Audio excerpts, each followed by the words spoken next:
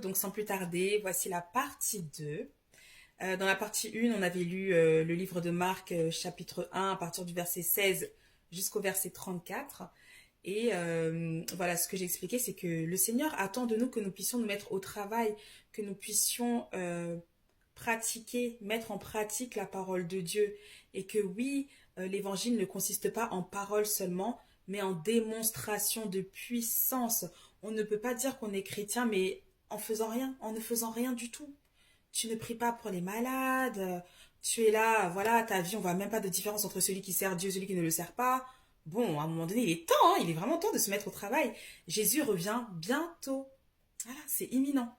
Si vous regardez, de toute façon, voilà, on est sur les réseaux, on l'entend très souvent. Et aussi, grosse mise en garde, sur les réseaux, il y a de tout. Il y a des personnes qui parlent poussées par l'esprit, il y a des personnes qui parlent poussées par le diable, voilà. Il y a des personnes qui ont des esprits de divination, etc. Et il y a des faux prophètes, hein, évidemment, de faux serviteurs. Il y a aussi des vrais, mais il faut demander aussi à Dieu de nous donner le discernement des esprits. Et c'est important aussi de connaître la parole de Dieu. Une mise en garde aussi que j'ai beaucoup vue sur les réseaux. Et du coup, le Seigneur appuie cela encore, donc je le rappelle.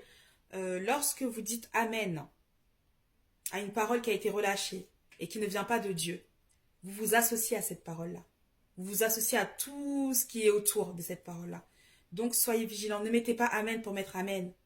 Vous voyez un peu, c'est hyper important. Là, par exemple, il y a une vidéo voilà, qui est présente en ce moment, je crois depuis hier.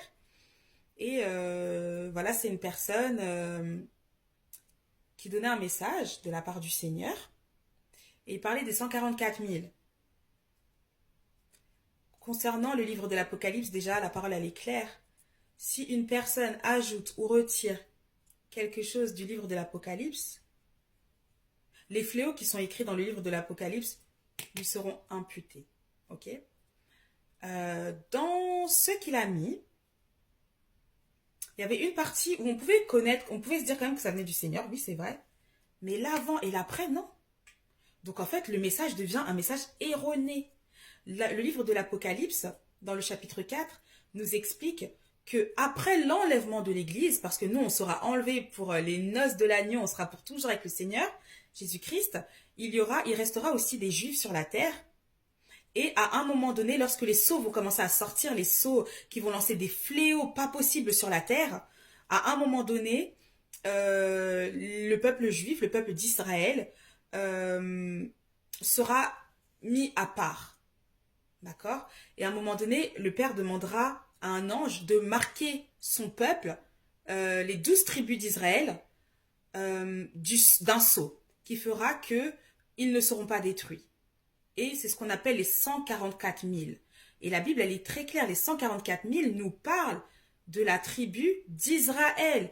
Et donc, les personnes dans les commentaires disaient, mais je comprends pas, parce qu'en fait, il avait tout mélangé. Non, il n'est pas mélangé. Il expliquait que oui, la Bible dit que les 144 000, c'est bien la tribu d'Israël, mais ce n'est pas que ça et que tout le monde n'avait pas compris. Non, on a compris. Les 144 000, ça concerne le peuple d'Israël. Parce que si les 144 000 concernaient l'église de Christ, avec un grand E, l'épouse de Christ, c'est très faible et ce n'est pas beaucoup. Donc voilà, il faut être vigilant.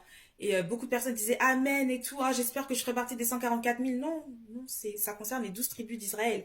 En fait, aspirer réellement à l'enlèvement de l'église. Et surtout, en fait, le message derrière, c'est quoi? Ça veut dire, en gros, que bah, si tu n'es pas enlevé, tu feras partie des 144 000. Pas du tout, en fait. Donc, c'est important de demander à Dieu le discernement et de ne pas dire Amen, Amen à tout ce qu'on entend. Même si la personne se fait appeler prophète ou qu'est-ce, on doit être vigilant. C'est important. C'est important. Donc voilà, je ne sais pas si le Seigneur veut que je dise quelque chose d'autre ou pas. Soyez bénis. N'oubliez pas qui vous êtes des enfants du Seigneur. Marchez dans la sanctification, dans la consécration. Gardez vos robes blanches, gardez-vous purs. Ne vous précipitez pas pour prendre des décisions. Faites-lui confiance, faites confiance au Seigneur. Il connaît le moment parfait pour chacun d'entre vous, pour chacune de vos situations, pour chaque domaine pour lesquels vous vous posez des questions. Dieu a la réponse. Alors faites-lui confiance, marchez avec le Saint-Esprit. Écoutez-le, cherchez à entendre sa voix. C'est tellement une grâce de pouvoir entendre la merveilleuse voix du Saint-Esprit, d'entendre le Saint-Esprit qui vous dit qu'est-ce qui se passe autour de vous, quels sont les complots qu'on est en train de faire, comment prier, comment déjouer les choses, comment comprendre la parole de Dieu. Il vous montre des visions. Vous pouvez même voir, c'est vrai, vous pouvez même voir Jésus au temps d'Israël. Vous pouvez voir tout avec le Saint-Esprit. C'est possible. Vous savez ce que Dieu nous donne gratuitement? Des personnes font des sacrifices pour avoir même pas une ressemblance de ce que nous avons. Vous voyez un peu? Donc dans les ténèbres, bien évidemment. Donc vraiment, entrez dans cette destinée parfaite que Dieu a préparée pour vous. Faites-lui confiance. Et faites-vous aussi confiance. Lorsque parfois vous sentez qu'il y a quelque chose qui cloche, eh bien c'est que sûrement il y a quelque chose qui cloche parce que vous avez le Saint-Esprit en vous. Et il vous met en garde. Donc écoutez-le. Lisez la parole de Dieu. Pratiquez les commandements du Seigneur, ses instructions. Soyez vraiment des passionnés de la méditation de la parole de Dieu. Ne vous laissez pas distraire. Priez en tout temps, comme le Seigneur le dit. Priez en tout temps. Élevez des mains pures auprès du Seigneur. Priez, priez, priez, ne vous arrêtez pas. Quand vous entendez de mauvaises nouvelles, priez. Quand vous entendez, par exemple, quand vous regardez les médias, le journal, et que vous entendez des mauvaises nouvelles, mais priez pour les personnes qui n'ont pas Christ, pour les personnes qui n'ont pas d'espérance. Priez pour ces âmes-là. Quand vous entendez sur les réseaux tout ce qu'on entend, il y a des fois, il y a des choses vraiment horribles, terribles. Priez pour eux. Priez pour les enfants, priez pour la jeunesse que l'ennemi est en train de ravir tranquillement. Nous, à un moment donné, on doit être à notre poste en tant qu'enfant de Dieu. Nous devons être des intercesseurs.